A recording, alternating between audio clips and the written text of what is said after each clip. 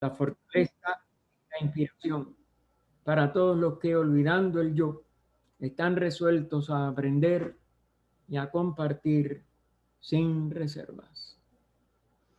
Nos quedamos en esta quinta loca para comenzarla, que es breve, pero que tiene ya una serie de, bueno, son pasos que tenemos que tratar de comprenderlos. Foja da 5 pasos, habiendo ya dado los 3 primeros,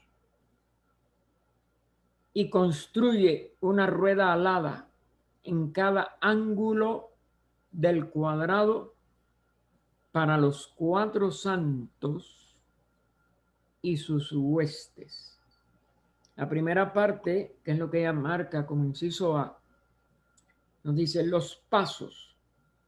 Como ya se explicó en el comentario de la estancia cuarta, que fue donde primero vimos a Foja como un rayo, como para llegar a los torbellinos que vimos también en la esloca anterior, etcétera, se refieren tanto a los principios cósmicos como a los humanos. Es decir, es el proceso de diferenciación macrocósmica, pero que abarca dentro de sí misma, porque la unidad es el todo, a lo microcósmico, que es lo humano.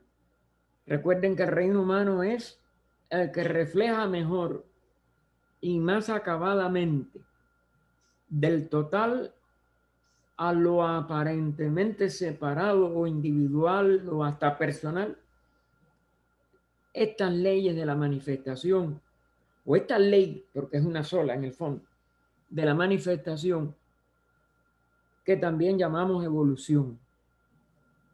Hoy por la mañana, en el curso que está dando de aproximación a la teosofía de Colombia, el hermano don Gabriel Burgos, lo vio desde el punto de vista de él, porque él había visto anteriormente cómo esta ley de evolución fue desconocida por toda la teología religiosa, dogmática, tanto en el judaísmo como en el cristianismo después, etcétera, aunque está implícito aún en los restos que quedan de las reacciones originales más antiguas, tanto del Pentateuco como del Evangelio de San Juan, etcétera. Y sin embargo,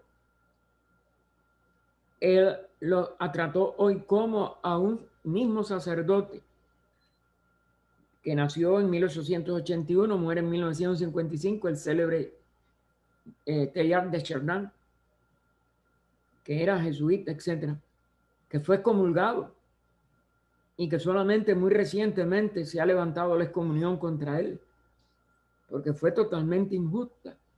Fue porque él comprendió que no había nada estático en la manifestación, que todo se mueve.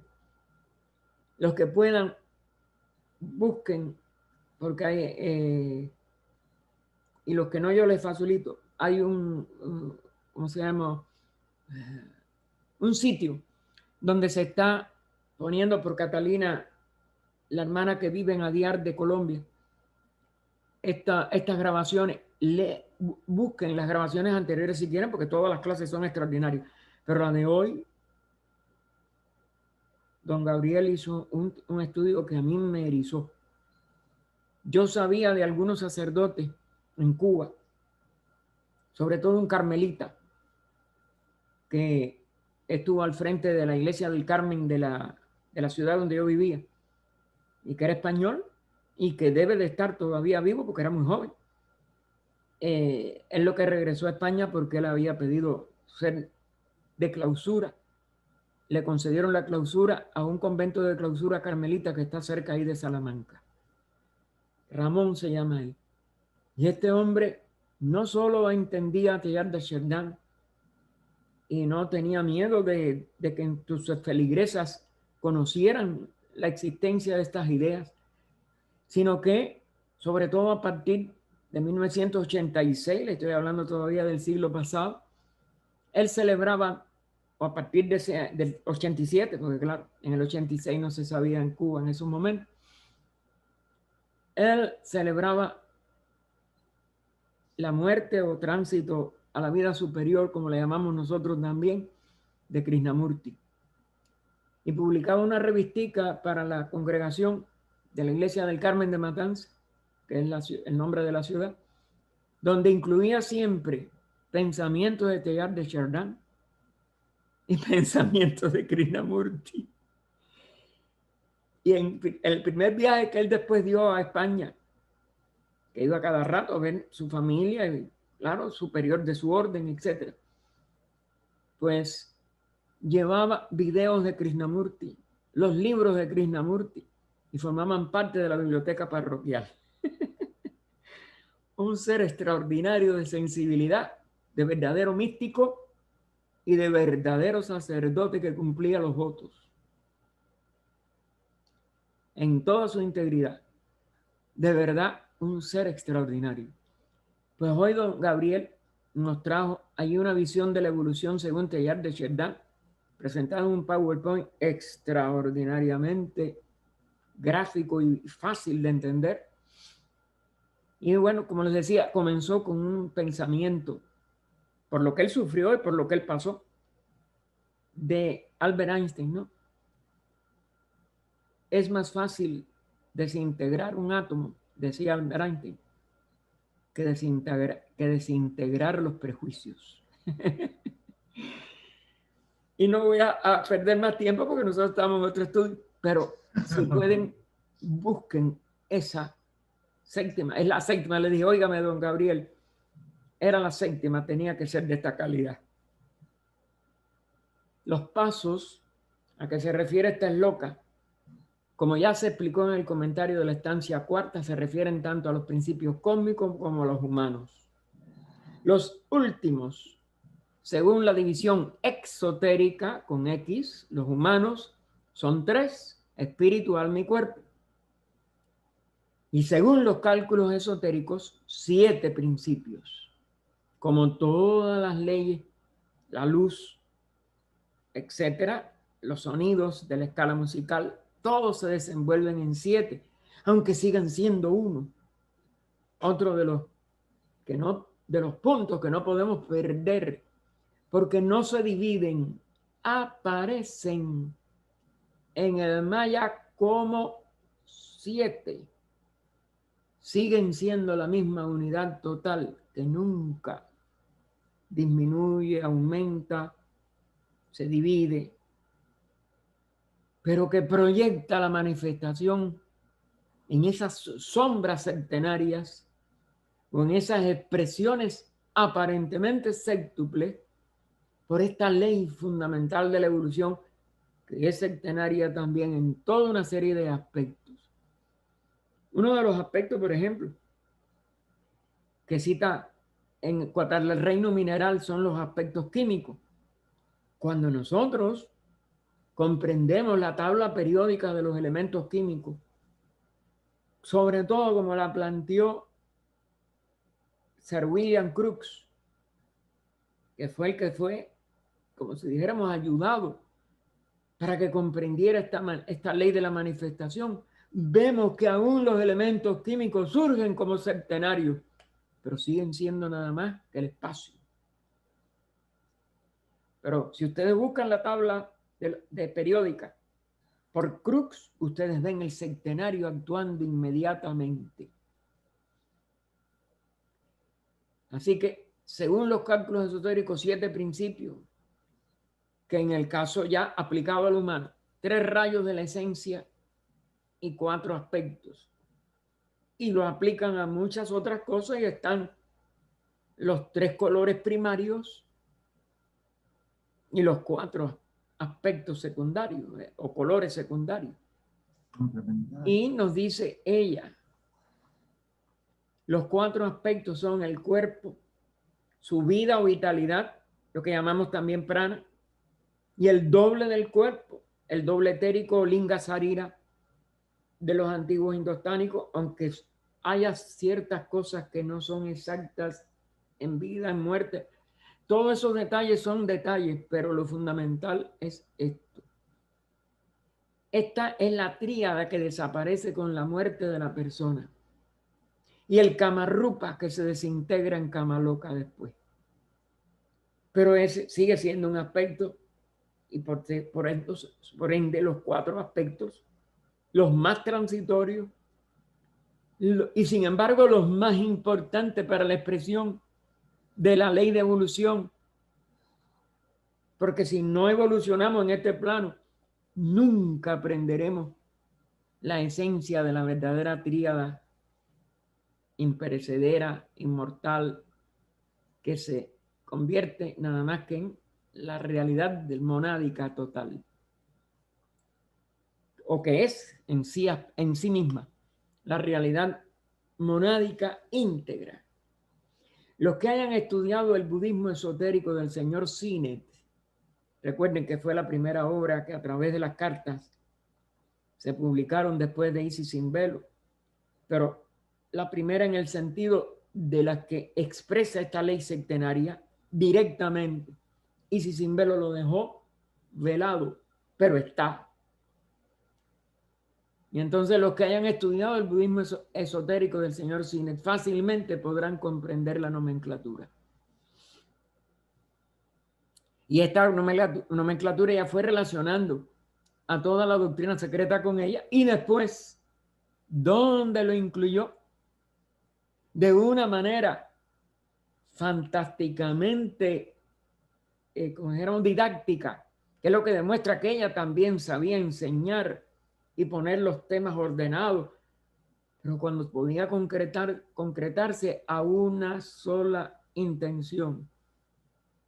En su último libro, o penúltimo, porque, bueno, se inscribieron casi a la vez, el penúltimo y el último, vamos a no decir cuál fue el último, y el penúltimo, que fueron La voz del silencio y esta, La clave de la teosofía, donde explica la constitución centenaria de una manera magistral, aunque todavía con algunos delitos que levantó su punta en el 6º tomo después que se publicó de la doctrina secreta por Annie Besant, porque en la época que ella vivía, a los que ella se nos había enseñado que era el círculo interior de lo que después se conoció como sección esotérica, pues tenían la promesa de tratarlo de asimilar, de ir vibrando con sus mentes, porque la vibración mental llega, para que años después el resto de la humanidad lo pudiera comprender.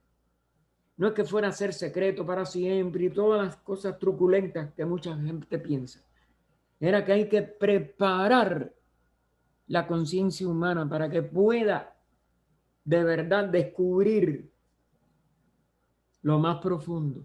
Si no, pasó como le pasó a Teilhard de Chardin.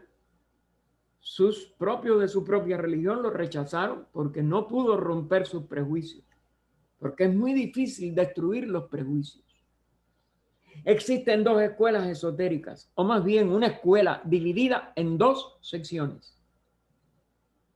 Una, para los Lanús, recuerden que es el término oriental de discípulo, internos. La otra, para los chelas, otra manera de ver el discipulado o los discípulos, pero ya externos o semilaicos, más allá de los Himalayas. Porque no tienen que tomar una vestidura externa. No es que tengan que ser budistas de la línea budista externa. Es que tienen que tener ya un acercamiento a la realidad más allá de todo lo externo, de todo lo exotérico.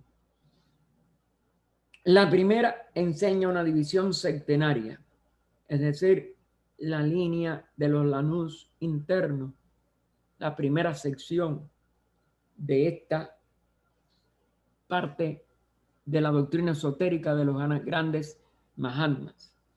Y la otra, una sextuple de 6 de los principios humanos. Porque en realidad hay un principio que nunca se dice mientras no se alcanza esa estatura interna. Aunque se nombren a veces como en el budismo esotérico, como en en la clave de la teosofía, bajo nombres, etcétera, pero siempre no hay nada centenario que se pueda dar completo mientras el ser no está comprometido a no divulgar lo más profundo a los demás. Recuerden que todo lo centenario tiene una última clave que entraña responsabilidad por el uso que se haga de eso, de esa parte más misteriosa de esta expresión de 7, de lo que sigue siendo 1, entonces, cuando más de 6. En las escuelas totalmente exotéricas, ya de las darchanas de la India, se enseñaron hasta hace poco 4 o 5, y muchos de ellos siguen y no han variado a pesar de estas enseñanzas, o no han sido a veces ni aprobados, como le pasó a Subarrao cuando vio que se publicaba por el budismo esotérico primero, por HPB en esta obra después, la división septenaria. Desde un punto de vista cósmico, Fohat, dando 5 pasos, se refiere aquí a los 5 planos superiores de la conciencia y del ser, siendo el sexto y el séptimo contando hacia abajo el astral y el terrestre, o los 2 planos inferiores, que en cierto aspecto son 2 variantes de la materia más densa. Los importantes otros son los 5 pasos que vienen desde Adi, Anupadaka, Anna, Buddhi, Manas. Pero estos 2 planos, sexto y séptimo, el de Kama y el físico, pues ya son, como si dijéramos, gradaciones, no de la casa en su pureza, sino nada más de la luz astral y de lo que está más pegado a nuestro plano personal. Como les decía, Manas en su pureza es todavía superior, es la ideación abstracta en nuestro cuerpo causal, en nuestro sede permanente reencarnante, pero indudablemente se expresa en la personalidad limitada a la mente concreta, pero que casi nunca funciona aislada. En la práctica es Kamamanas. Aunque tenga su aspecto en el mismo plano mental inferior de un cuerpo mortal, en cierto aspecto, recuerden que este es el que se puede reintegrar a lo inmortal a través de la asimilación de Devachan. No vamos a entrar ahora en muchos detalles complejos, sobre todo a los hermanos que no hayan tenido anteriormente mucha relación con esta obra, pero de todas maneras, les adelanto, ¿no? Manas personales, Kamamanas, siempre está unido a deseo. Ningún principio en el fondo tampoco puede funcionar totalmente aislado. Y es por eso que es Kamamanas funcionando con la vitalidad y expresándose en el cuerpo físico. O funcionando con el doble etérico, vamos a decir, o con el Linga Sarira. Pero lo superior es una tríada. Y esa es la verdadera, ese mana superior es la verdadera inteligencia.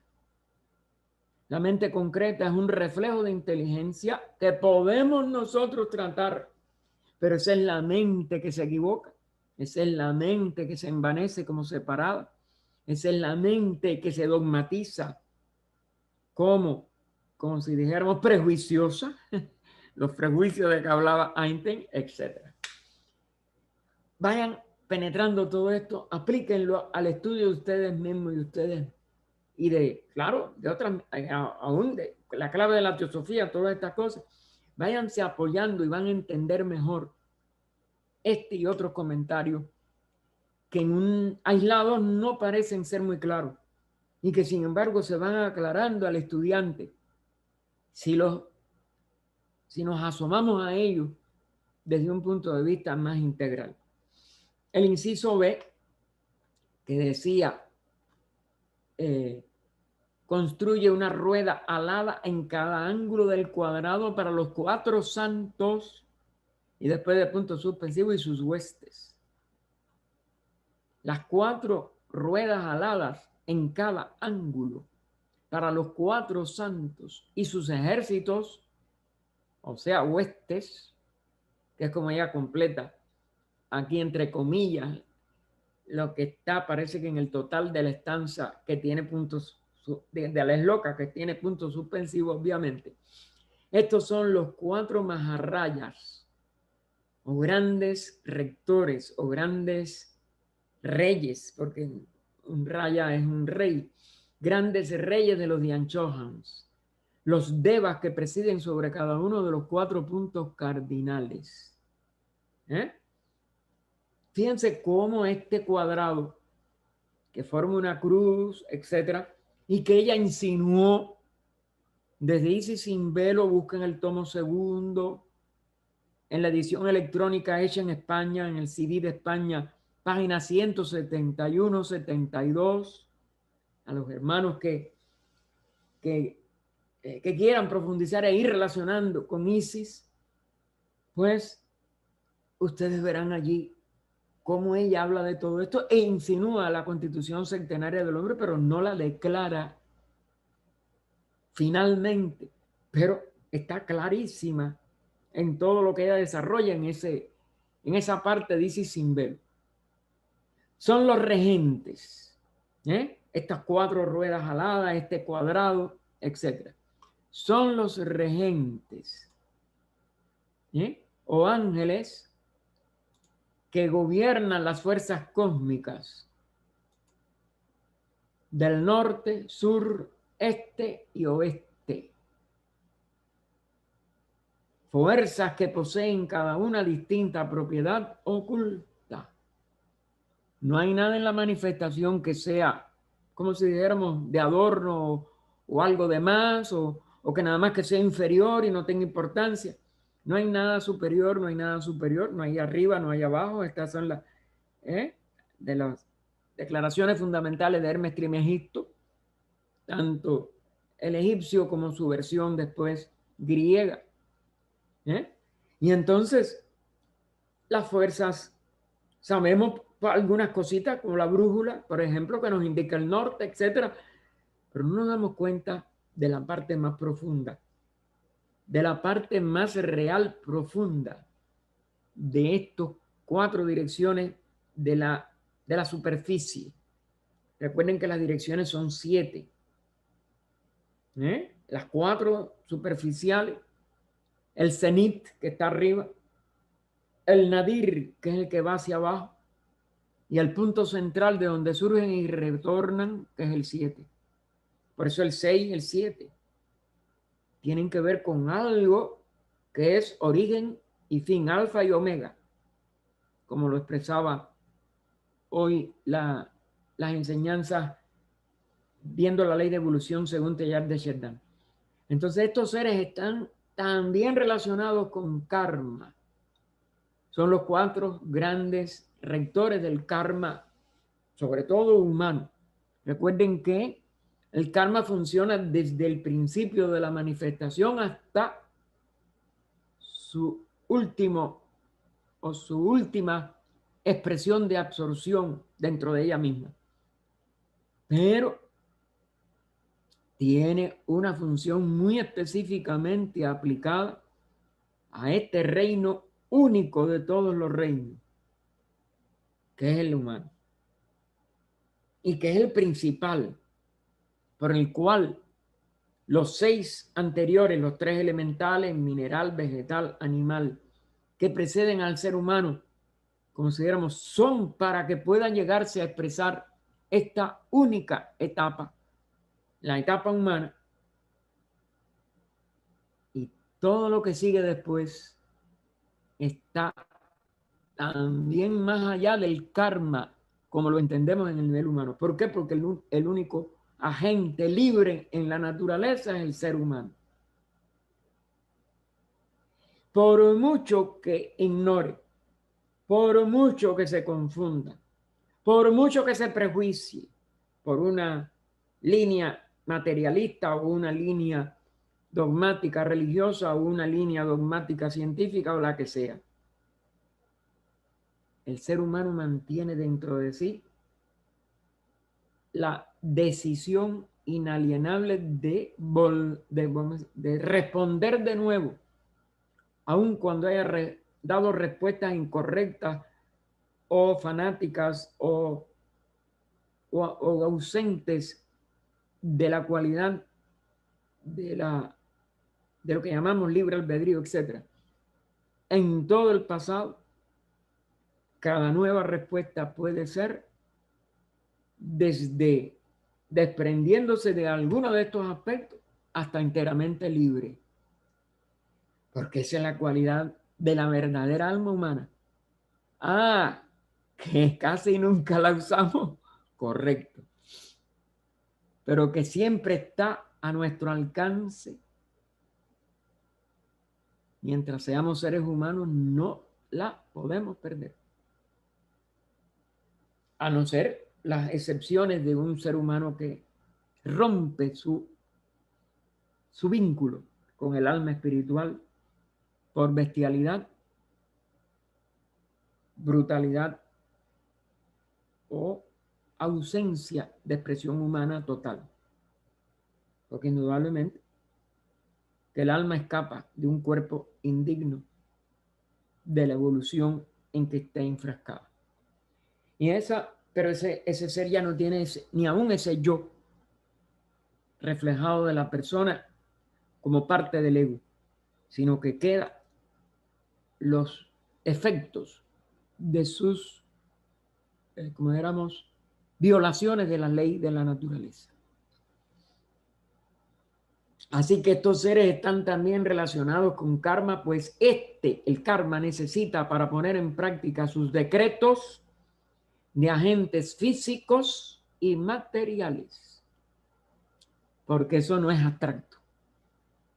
Necesita ese yo personal, necesita esa sede de un resto de manas, por muy entretejido que esté con Kama, y los deseos físicos que Kama le impulsa. Existen 3 grupos principales de constructores. Estos ya son las Dianchohan, las jerarquías, los cuerpos de seres ya autorrealizados que ayudan a la manifestación de un sistema cualquiera y sobre todo de una humanidad, porque esa es la que necesita apoyo y respaldo, es la humanidad. Así que existen 3 grupos principales de constructores o 3 niveles jerárquicos de Dianchohan, que es el nombre que se le da en el Oriente, y otros tantos de los espíritus planetarios y los lipikas, estando cada grupo subdividido a su vez en 7 subgrupos, es decir, en 7 subdivisiones que van a tener que ver con los centenarios, tanto raciales o de ciclos de razas humanas, como sus expresiones a través de los sentidos. Recuerden que cada raza adquiere un sentido más con relación a los lugares de la Tierra. Cuando lleguemos a Antropogénesis veremos que hay 7 lugares siempre que surgen a la vez y son subdivisiones. Nada surge en la manifestación, aun por muy mayábica y aparente que sea con respecto a que no rompe la unidad, ni puede romperla, ni puede tan siquiera alterarla, y sin embargo, con las expresiones que esa ley de evolución manifestada necesita para enriquecerla constantemente y alcanzar todos los propósitos que esa ley tiene. Y por eso hay 3 con 7 y 7 subdividido en 7. Y entonces, bueno, 4, perdón, porque ya esto está en los 4 puntos cardinales y después las 3 direcciones estas que completan los 7. Recuerden, estas cosas todas tienen su simbolismo, pero tienen también su función dentro de toda esta manifestación y grupos de expresiones manifestadas, porque son expresiones manifestadas de la realidad, más nada. Los constructores son los representantes, estos que se llaman constructores, representantes de las primeras entidades nacidas de la mente. Ellos construyen, o más bien reconstruyen, porque no hay ningún Manvantara que sea el primero, ningún Manvantara que vaya a ser el último. Es decir, no hay ningún periodo entre un ciclo de expresión de la ley de evolución para un determinado propósito específico de ese ciclo que no tenga estas expresiones de estas primeras entidades nacidas de la mente. Ellos construyen, o más bien reconstruyen, cada sistema después de la noche. Como no hay ningún primer Manvantara, como no hay ningún último Manvantara, como no hay un principio posible de lo eterno, sino la alternación por siempre imparable y por siempre exacta de inspiraciones y expiraciones de esta aparente diversificación del espacio que vuelve a inspirarse y quedar como ese espacio inalterado, inalterable, que siempre es lo que es en su integridad. Pero mientras la expiración hace aparecer un universo manifestado, cada uno de estos aspectos de los 7 pues va a estar expresando una fase de un día o de un año de actividad. Recuerden que hay días, años y hasta periodos completos, la vida entera de un universo. Un Maha Manvantara, seguido de un Maha Pralaya, etc. Pero dentro de los Maha Manvantaras hay Manvantaras de sistemas solares, hay Manvantaras de sistemas planetarios y hay cadenas, rondas, es decir, distintas encarnaciones de ese mismo espíritu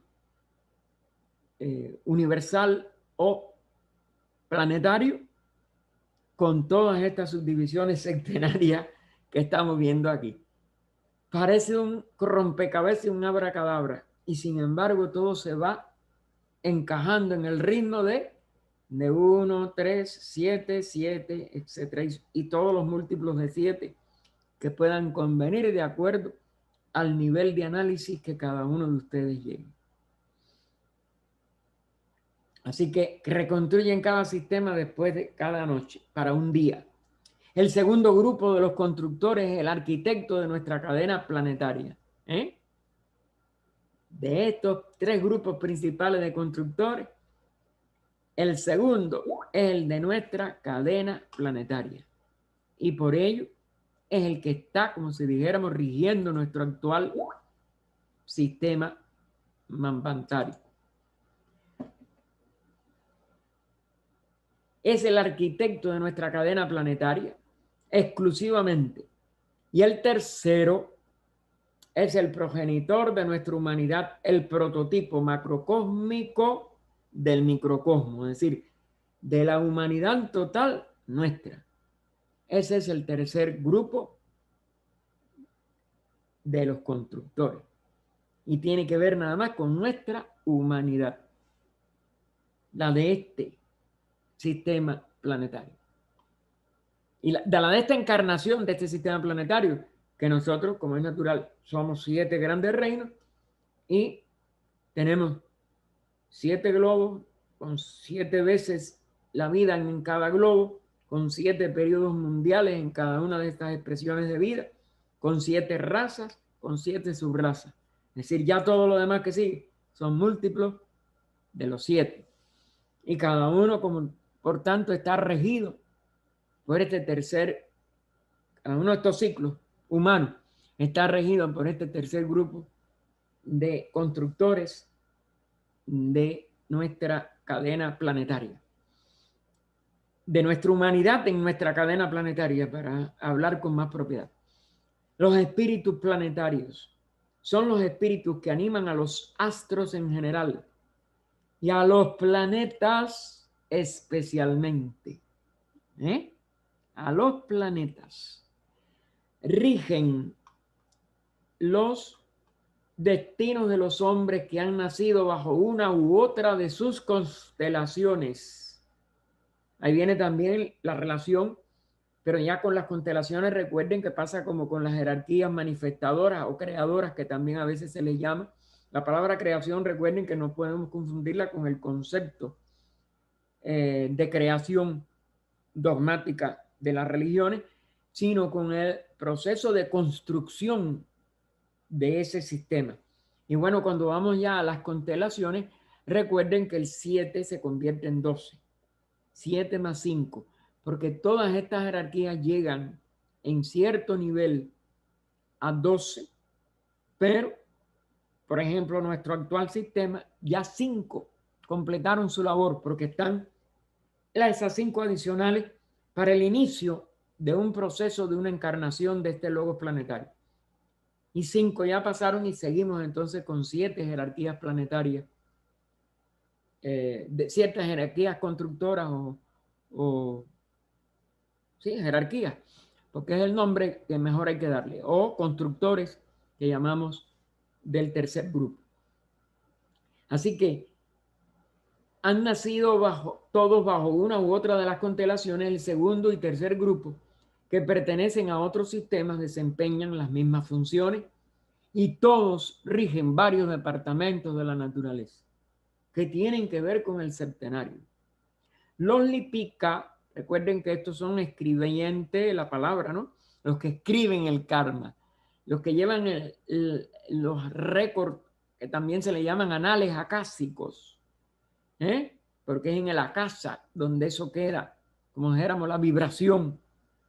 Y mientras hay manifestación, todo eso va a ir, como dijéramos, expresando la ley de acción, reacción, de comienzo de otras causas y efectos de todas esas causas, porque todas las fuerzas se van tendiendo a equilibrar desde el desequilibrio provocado por la primera vibración que expresó las primeras causas, o las causas, vamos a decir, que nosotros ya podemos apreciar en nuestros niveles, al menos de estos limitados e inferiores de evolución.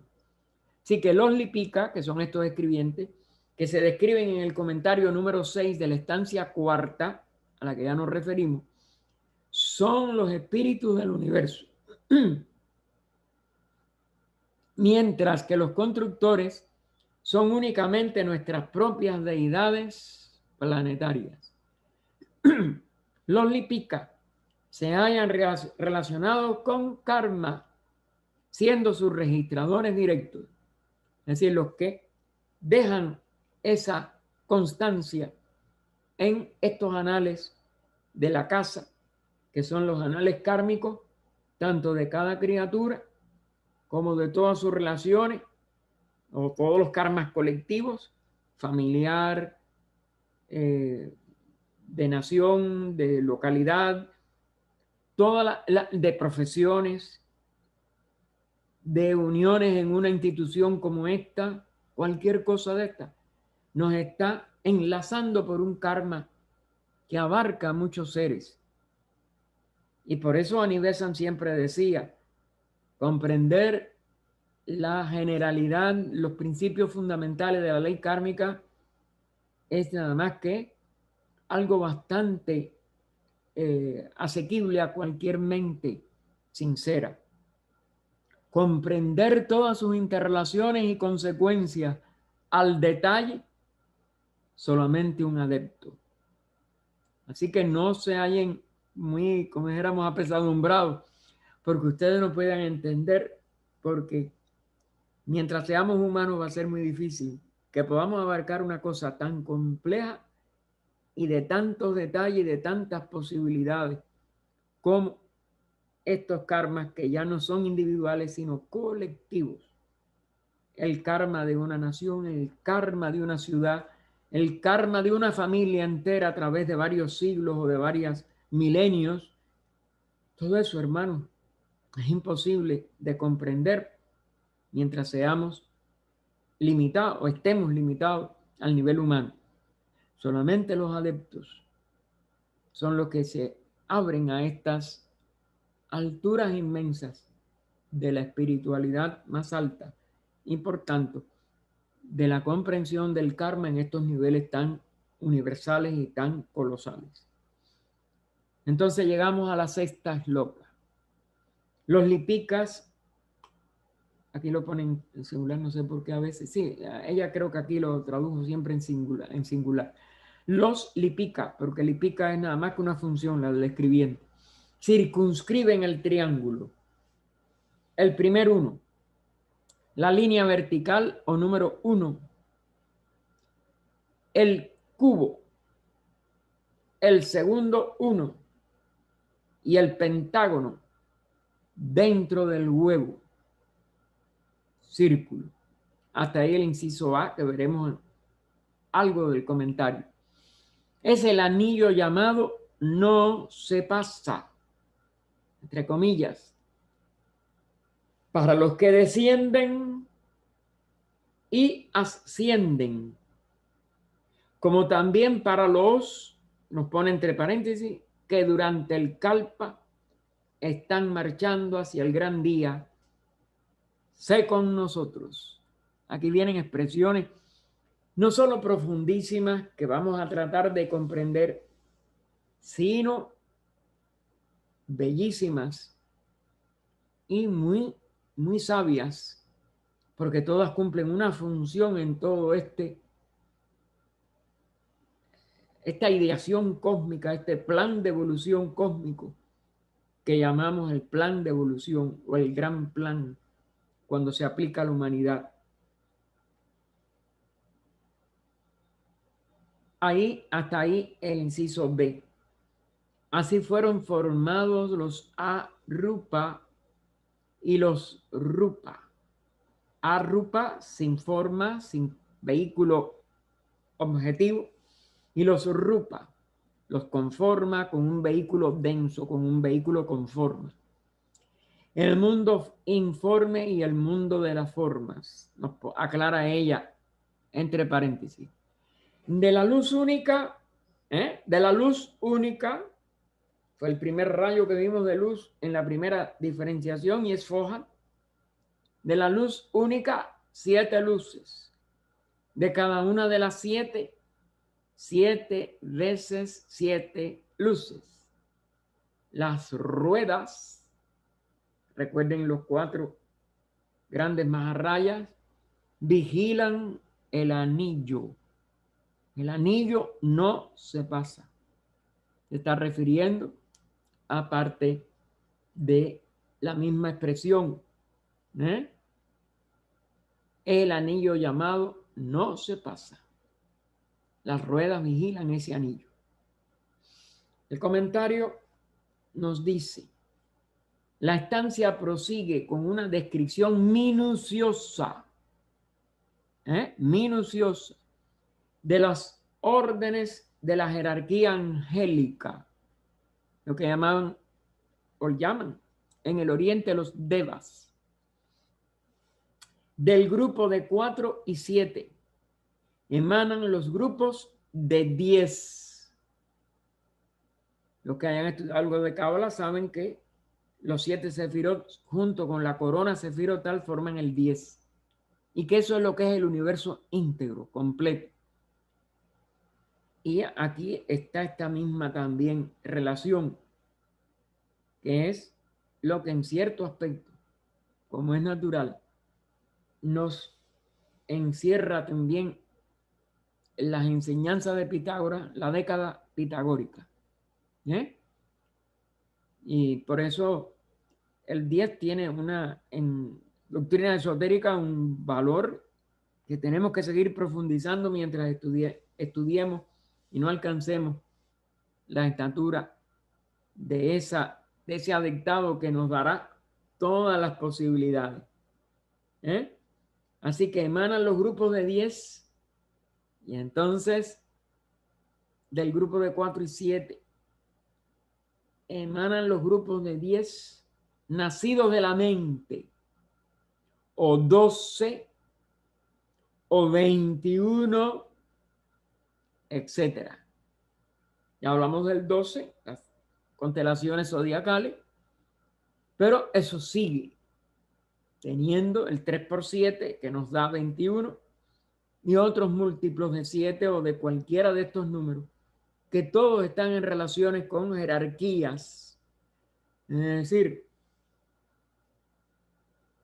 uniones de seres autorrealizados que trabajan como unidad, como trabaja la fraternidad blanca, como trabajan grandes expresiones de la vida divina, una vez que se traspasa el nivel individual, que repito, nada más que la expresa el reino humano.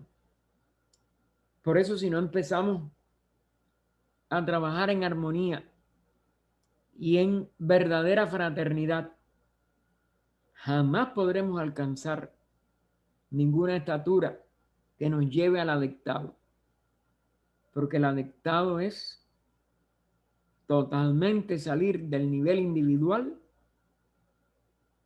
y actuar autoconscientemente como si fuéramos todavía un ser individual, pero compactados y en un solo, vamos a decir, objetivo, en una sola comprensión, en una sola acción, como una jerarquía en bien ya del total, es decir, de la vida total. Porque no solo el estado de conciencia de un ser que alcanza la perfección se une a todos los seres y todas las criaturas conscientemente, sino que actúa bajo esa unión por el resto de su manifestación. Y aquí es donde vienen toda una serie de respuestas de por qué las encarnaciones tienen que ser a veces, o más bien a veces no, como promedio, para que la humanidad se dé cuenta de su misión y de su evolución propia y de su misión ya como una sabiduría, no como el ser humano ignorante que somos ahora, en cuanto alcance esa estatura, porque esa estatura no la puede alcanzar mientras se sienta, yo quiero esto, yo quiero lo otro,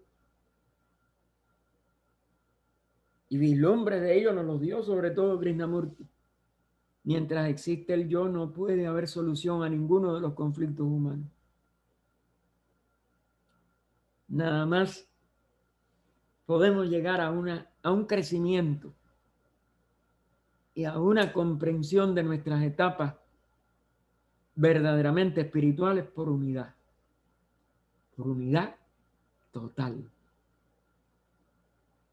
por no sentirnos separados ni de nada ni de nadie y poder armonizarnos primero como fraternidad, pero después actuar como unidad.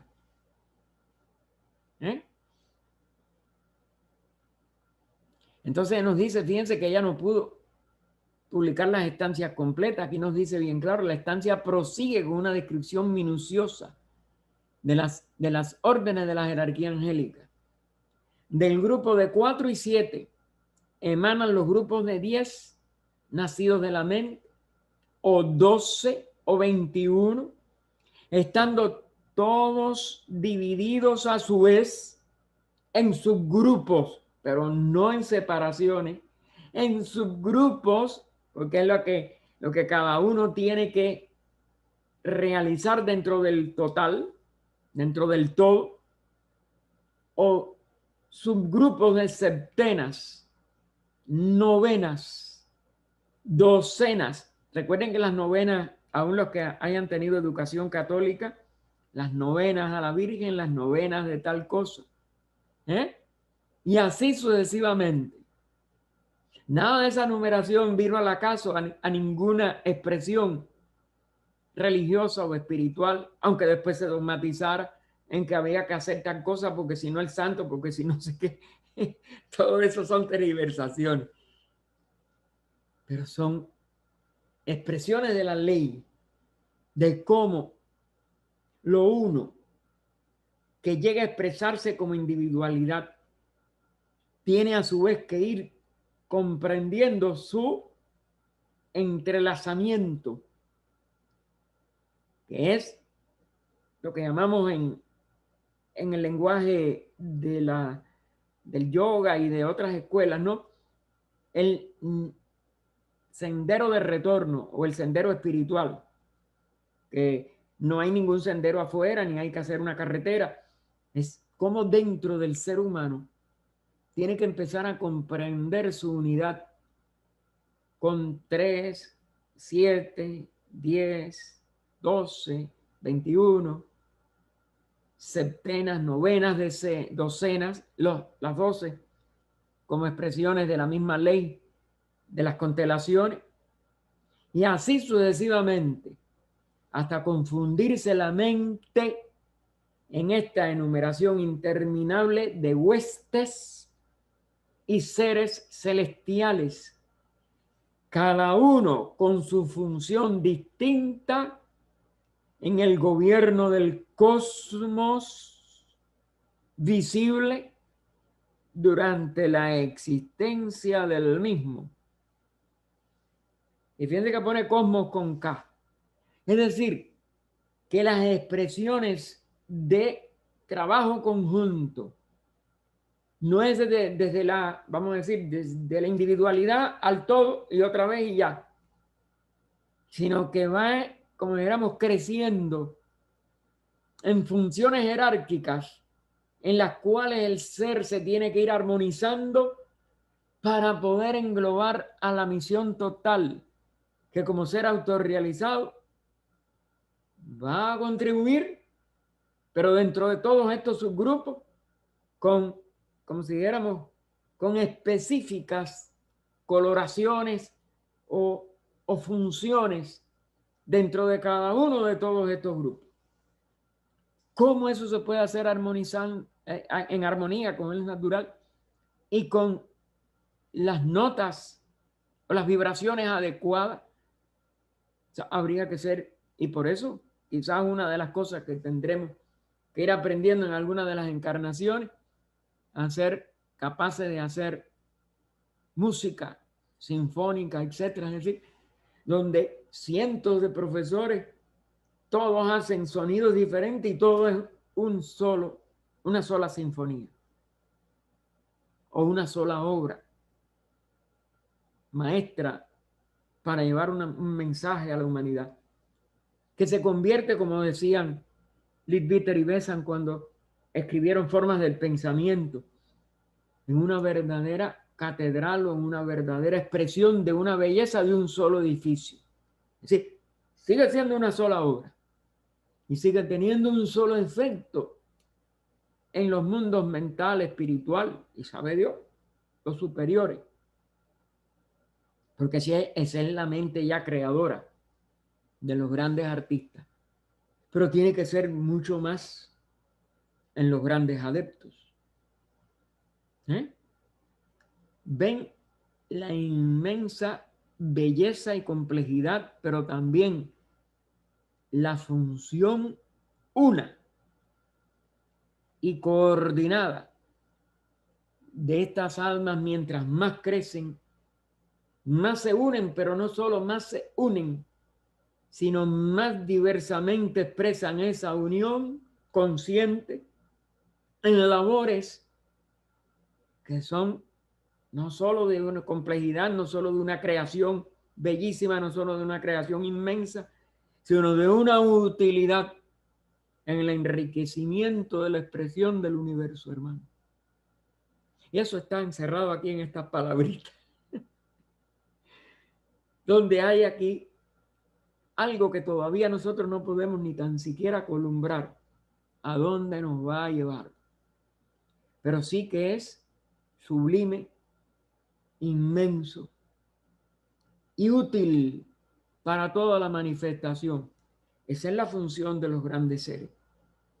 Y esa es la función que para poder nosotros alcanzar el adectado, tenemos que llegar a descubrir en cada una de estas múltiples posibles, pero necesarias expresiones de toda la manifestación.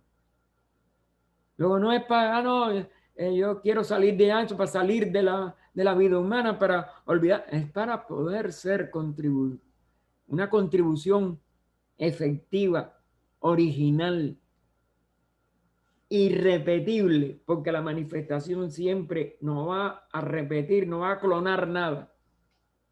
Pero dentro de jerarquías como estas, quien profundiza esta sola explicación de la Shloka se da cuenta de la inmensidad y de la riqueza de expresión de toda la ley de evolución y de que cada uno va a expresar y va a realizar una labor irrepetible que descubre por sí mismo en este descubrimiento total de lo que por encima del reino humano nos espera. En el inciso A, ella nos pone el significado esotérico de la primera sentencia de la Shloka. Es que los llamados Lipika, los registradores del libro de contabilidad kármico, constituyen una barrera infranqueable entre el ego personal y el yo impersonal. Que es por eso que demoramos tanto en poder salir de las encarnaciones, 700 y pico. Hay una barrera infranqueable entre el ego personal, es decir, nuestro yo de la personalidad, y el yo impersonal, noúmeno y origen padre del primero. Es decir, nuestro yo personal intrascendente, vanidoso, separatista, belicoso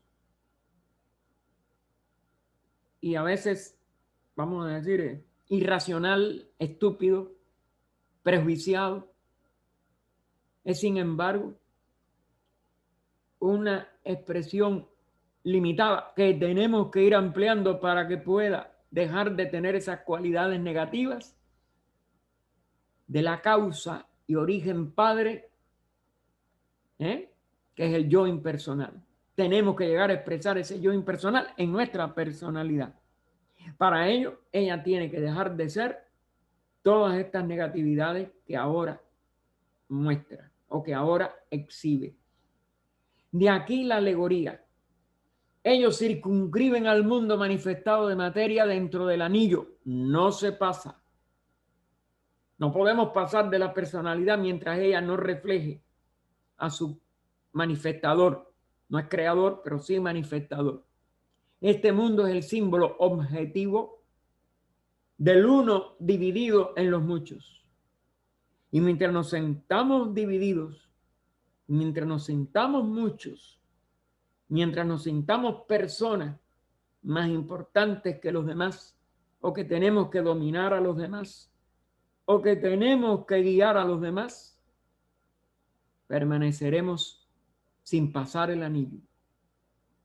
En los planos de ilusión, es decir, de Maya, de Adi el primero, o de Eka el uno, y este uno es la agregación colectiva o totalidad de los principios creadores o arquitectos de nuestro universo visible. Nosotros tenemos que traspasar este maya. Primero a través de lo que llamamos fraternidad. Después de lo que llamamos compasión por los que aparecen totalmente equivocados. Pero por último, reconociendo nuestra unidad aún con los más equivocados. Y romperemos nuestro aislamiento también. Es como único lo romperemos. De ahí la alegoría. Los lipicas separan el mundo plano del espíritu puro del mundo de la materia. Mientras respondamos al mundo de la materia, no podemos entrar al mundo del espíritu. Aquellos que descienden y que ascienden, las mónadas que encarnan y los hombres luchando por la purificación y ascendiendo, pero que no han alcanzado todavía la meta. La meta es la unidad.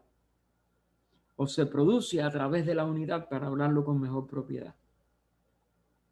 Así que los que ascienden, aquellos que ascienden y que descienden y que ascienden, pueden cruzar el círculo, no se pasa. Únicamente en el día, sé con nosotros, cuando logremos la unidad. Aquel día en que el hombre, liberándose de los lazos de la ignorancia y reconociendo por completo la no separatividad, la no posibilidad de separarse del ego que está dentro de su personalidad, erróneamente considerada como suya propia, del ego universal, ánima supramundi, se sumerge por tanto en la esencia una, para convertirse no solo en uno con nosotros, las vidas universales manifestadas, que son una vida, sino en ella misma. Esto es lo que significa esto, en el sentido verdaderamente más profundo. Lamentablemente, lo tenemos que dejar aquí, porque quisiéramos que esta poesía, pero también esta realidad, pudiera seguirnos bañando hasta lograr, como si dijéramos, una vivencia, aunque sea momentánea, de esta belleza. Pero bueno, seguiremos. Vamos a ir al final de la 115 para coger otra vez de aquí la alegoría. Y haremos con un repaso de todas maneras. Final de la 115, de ahí la alegoría. Oh vida oculta que vibras en cada átomo, oh luz oculta que brillas en cada criatura, oh amor oculto que todo lo abarcas en la unidad de cada ser que se sienta uno contigo, sepa que por lo tanto es también uno con todos los demás. Paz, paz, paz a todos los seres. Gracias.